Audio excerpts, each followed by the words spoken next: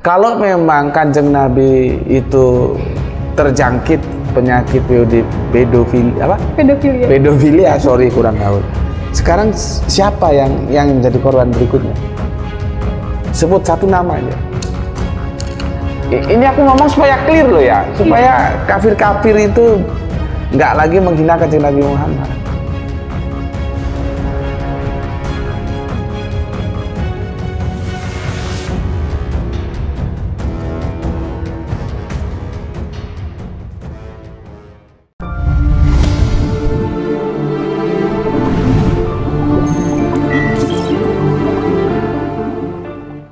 Bismillahirrahmanirrahim. Assalamualaikum warahmatullahi wabarakatuh. Waalaikumsalam warahmatullahi wabarakatuh. Alhamdulillahirabbil alamin. Wassalatu wassalamu ala asrofil anbiya'i wal mursalin ala sayyidina Muhammadin wa ala alihi washabihi ajmain. Amma ba'd. Jumpa lagi bersama kami di channel kesayangan kita, Mualaf Center Ayah Sofia, channel yang menyajikan kajian akademis dan berpikir kritis. Dan saya bersama dengan narasumber kita, yaitu Gus Muti. Jadi beliau ini bukanlah seorang ulama, tetapi ubaru. Dan patut diingat-ingat, jangan sampai panggil beliau ulama, karena yang benar adalah ubaru. Dan beliau ini juga adalah Presiden ILKDK. Islam lebih Kristen dari Kristen, Gus. Dan pada video kali ini kita akan membahas bahwa ternyata Nabi Muhammad tidak menikahi Aisyah di usia 6 tahun.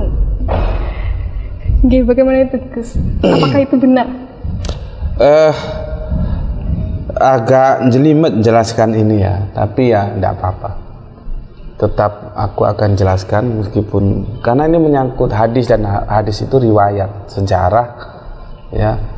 Hadis itu juga bermacam-macam, ada yang sahih, ada yang doib ya, ada yang lemah, ada yang macam-macam lah ya. Jadi tidak semua hadis itu bisa diterima. Kita kembali kepada hadis ya. Jadi Kanjeng Nabi menikah usia si Bunda Aisyah 6 tahun itu adanya di hadis ya, adanya di hadis. Masalahnya apakah benar demikian ya? Karena hadis itu bisa saja diterima, bisa saja ditolak. Dia tidak absolut seperti Al-Quran. Karena hadis juga penulisannya kan sekitar berapa ya? 300 tahun kemudian ya. Ada yang bilang 200 tahun kemudian. Ya itu sejarah lah ya. Silakan mau pilih yang mana. Tapi dia tidak ditulis berbarengan dengan Al-Quran. Pertanyaannya kenapa? Karena takut tercampur gitu loh. Jadi hadis biar sendiri, Al-Quran biar sendiri gitu. Nah, menikah ya Bunda Aisyah dalam usia 6 tahun itu hadis ya, itu hadis. Nah, masalah seperti tadi, orang bisa jadi menerima sebuah hadis, tapi orang bisa jadi juga menolak hadis yang sama gitu loh. Jadi ada satu hadis sama orang diterima, sama Gus Putri ditolak, itu biasa ya. Seperti hadis menikah di usia 6 tahun ini aku tolak. Karena nanti akan aku hadapkan dengan sejarah gitu ya. Nah inilah ya yang biasa menjadi peluru yang dikapitalisasi oleh teman-teman yang tidak suka terhadap Islam ya, mengatakan bahwa apa itu namanya, Kanjeng Nabi itu penyakit pedofilia, sorry gue kurang gaul. Pedofilia, kenarinya ke sana. Iya. Ya bahwa Kanjeng Nabi itu mempunyai penyakit pedofilia. Sekarang gini aja lah, kita coba bahas ya dari sudut medis dulu ya. Iya. Dari sudut medis, biar ini clear, sama-sama clear. Nanti kafir-kafir itu kalau misalkan menolak ya itu urusan mereka. Tapi kan kita wajib menjelaskan. Dari sudut medis dulu.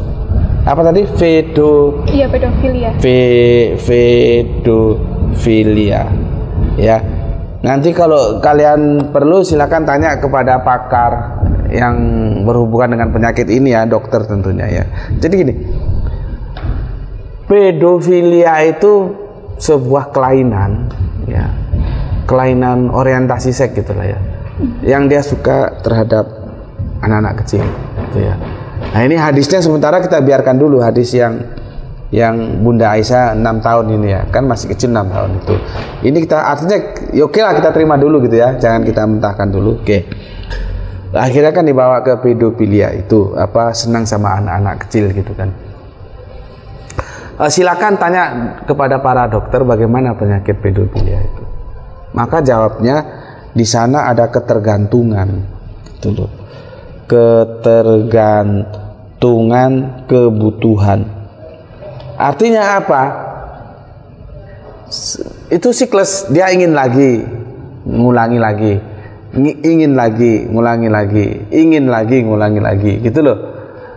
Ya. Nah, pertanyaannya sekarang, kalau memang Kanjeng Nabi itu terjangkit penyakit pedofilia, sorry kurang gaul. Sekarang siapa yang menjadi korban berikutnya? Sebut satu nama aja. Ini aku ngomong supaya clear loh ya, supaya kafir-kafir itu nggak lagi menghina Kanjeng Nabi Muhammad. Kalau nggak percaya tanya sama mereka ya, yang itu memang pakar medis ya, psikolog juga untuk membantu ya. Yang namanya pedofilia ketergantungannya sangat. Karena ketergantungannya sangat, maka dia cenderung untuk mengulangi. Artinya apa? Seseorang pedofilia itu tidak hanya selesai di satu anak, dia akan berlari ke anak lain, anak lain, anak lain, dan anak lain.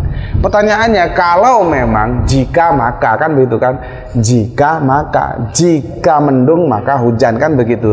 Begitu juga jika Kanjeng Nabi Muhammad terjangkit penyakit pedofilia, maka tunjukkan siapa korban berikutnya setelah Bunda Aisyah. Ayo wis, logis saja, sederhana saja, gampang saja. Nggak percaya tanya sama psikolog, sama dokter-dokter. Bismillah. Bahwa pedofilia itu penyakit yang membuat orang ketergantungan, ingin mengulangi, dan ingin mengulangi. Lah ini siapa korban berikutnya kalau Bunda Aisyah itu menjadi korban di usia 6 tahun? Sejauh yang gue pelajari sejarah, tidak ada ceritanya yang menjadi korban pedofilia. Padahal sudah berapa abad sekarang? Abad ke-6 sekarang, abad ke piro lagi? Abad ke-20. Berarti 14 abad atau 15 abad yang lalu. Ayo tunjuk siapa? Faktanya nggak ada lagi. Faktanya kan nggak ada. Berarti bukan pedofilia. Itu tinjauan medis ya. Tinjauan medis. Sekarang tinjauan psikolog ya. Psikolog. Bunda Aisyah itu takut nggak dengan Kanjeng Nabi? Kan enggak. Tidak. Bahkan dia hidup bersama. Lah anak-anak korban pedofilia itu biasanya itu entah itu takut, entah itu benci. Kan bisa setelah dia dewasa kan tahu masa mungkin mau membunuh, balas, kan ada yang ceritanya begitu kan. Apa dia benci atau dia takut dengan orang yang pernah dalam kehidupannya merusak dia itu? Kan tidak mau hidup bersama. Nah sekarang yang jadi masalah, apakah ada ya sikap-sikap yang menunjukkan bahwa Bunda Aisyah benci, Bunda Aisyah takut terhadap Kanjeng Nabi Muhammad karena dia telah melakukan hal-hal yang tidak baik, yaitu pedofilia? Ada nggak? Kan nggak ada, gitu loh. Nggak ada. Orang buktinya tambah mau menjadi istrinya. Jadi istrinya ya sehidup semati ya gandeng dok gono kui, bukan malah menghindar. Ya itu menunjukkan karena tidak adanya rasa takut, rasa benci, rasa apa gitu ya, maka tidak benar ketika dikatakan bahwa menikahi 6 tahun itu pedofilia. Tidak begitu ya. Itu pun kalau benar 6 tahun loh ya, kan belum tentu benar, tapi belum tentu salah. Nanti juga di belakang kita bicarakan ya. Tinjauan medis sudah ya, bahwa pedofilia itu tergantung ya. Tinjauan psikologis sudah, bahwa Bunda Aisyah tidak mengalami gangguan psikolog, bahkan menjadi istrinya toh. Sekarang tinjauan sosial. Pernah enggak Kanjeng Nabi dikucilkan karena melakukan pedofilia terhadap Bunda Aisyah? Tunjukkan. Enggak pernah. Seharusnya orang-orang Arab sana itu kan ya protes tak. Lah ini tambah digelari Al-Amin nih. Sebelum jadi nabi, gelarnya sudah Al-Amin gitu loh. Ya. Kalau memang itu sebuah kekejian, sebuah aib, tentunya Kanjeng Nabi Muhammad itu tidak punya tempat di hatinya masyarakat Arab pada waktu itu yang menjadi masyarakatnya. Kalau orang nggak mau dekat, nggak mau bersilaturahmi, nggak mau apa-apain ya. Kalau memang ya itu sebuah kekejian. Tapi kan nyatanya enggak, masyarakat Arab saat itu welcome saja sama Kanjeng Nabi Muhammad. Artinya termentahkan. Ya. Oke, tinjauan medis sudah, tinjauan psikolog bisa, tinjauan sosial sudah ya, masyarakat Arab tidak menghukumnya ya. Masyarakat Arab. Sekarang tinjauan sosial, tinjauan apa lagi? Tinjauan kekeluargaan. Siapa bapaknya Bunda Aisyah ini? Adalah Abu Bakar. Kenapa Abu Bakar justru menjalin kekeluargaan dengan Kanjeng Nabi Muhammad? Kalau anaknya di pedofilia seperti tuduhan kafir-kafir jahat itu, tidak mungkin. Tidak mungkin toh? Nggak mungkin seorang bapak itu akan berteman, percaya, bahkan bukan sekedar teman terhadap sahabatnya, yaitu Kanjeng Nabi Isa atau Yesus ya. Nggak mungkin mau berteman sampai disebut sahabat ya. Yes. Disebut sahabat. Kalau memang itu sebuah kejelekan, keburukan, kekejian, mestinya tidak mau lah. Tidak ada bapak yang menerima ya laki-laki yang itu merusak anak perempuannya. Nah ini tak jadi sahabat loh. Jadi sahabat. Bahkan itu pintu gerbangnya sahabat itu ya Abu Bakar gitu loh. Lah kok nggak tukaran, kok nggak membenci? Ya memang nggak ada itu, gitu ya. Oke, dari sudut medis sudah, psikolog sudah, sosial bapak tadi sudah ya. Bahkan kita sering melihat bapak-bapak dan ibu-ibu itu ya, kalau liburan itu kan apa namanya ya? Liburan gue apa ya? Ya jalan-jalan gitu loh ya. Iya. Kan mesti bawa anak-anaknya, gitu.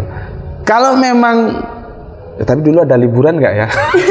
Kalau memang anaknya ini sudah ternoda, ya bapaknya kan mesti tidak begitu saja membiarkan, mesti kan mengadakan sesuatu yang dia tidak suka, menunjukkan sikap toh.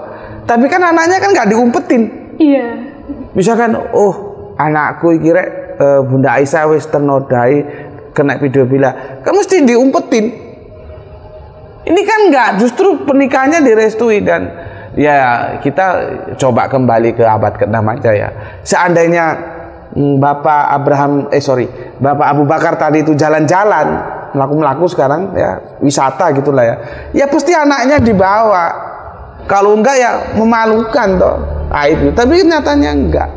Jadi artinya secara kekeluargaan bapaknya enggak ada masalah. Nggak pernah mempersoalkan lain, justru menjadi sahabatnya. Itu bagaimana bisa disebut pedofilia? Itu. Ya, seorang laki-laki tidak akan mau bersahabat dengan laki-laki yang telah merusak kesucian anaknya. Itu rumus itu, kecuali bapak gila itu nggak ngerti ya.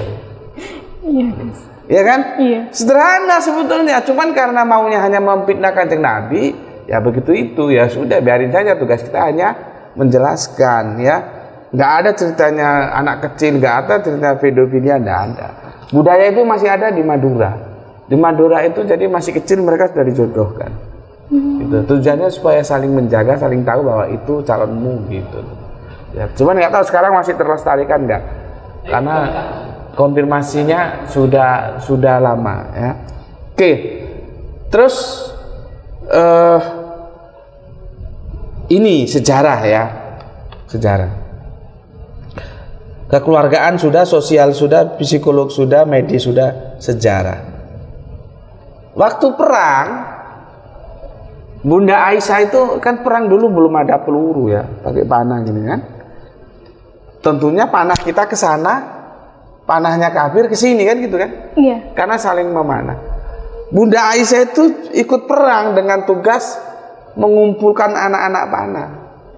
Itu nggak mungkin anak umur 6 tahun itu antara 16-17 tahun. Jadi sudah mateng lah, arek cilik melok perang ya ora mungkin gitu. Jadi dari segi sejarah aja seperti itu ya. Nggak mungkin ada anak umur 6 tahun terus ikut perang terus ngumpul no anak panah, itu nggak mungkin. Belum lagi nanti kalau kita compare dengan siapa ya, mbaknya itu Hafsah, lupa aku. Ada mbaknya Bunda Aisyah itu kan punya mbak dia. Itu usianya itu nanti bisa kita lihat. Jadi nggak benar. Kembali lagi usia 6 tahun itu dari hadis. Lah hadis itu kita bisa setuju bisa enggak. Gitu loh. Karena hadis itu relatif. Kecuali Al-Quran kita harus setuju. Kalau gue sih ya gue tolak hadis apa. Tapi bagi yang mau menerima silakan, monggo. Ya itu pilihan masing-masing. Kalau gue tolak. Gitu aja.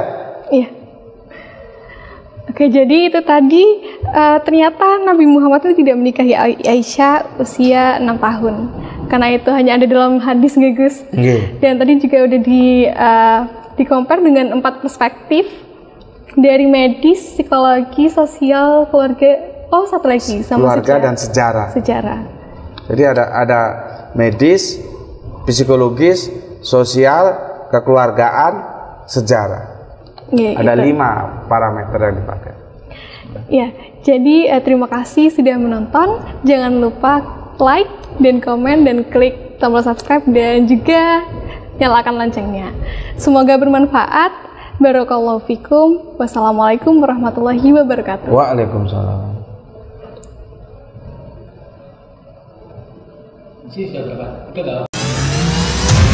Ini adalah lukisan menakjubkan. Lukisan indahnya Kabupaten Kepulauan Sangihe. Dilukis dengan sangat hati-hati dan diselesaikan selama berbulan-bulan. Dilukis oleh seniman yang pernah diundang langsung oleh Raja Salman. Dilelang dengan harga 10,5 juta saja, yang dananya 100% kami gunakan untuk pembangunan Masjid Terpadu Hagia Sophia, Kota Malang.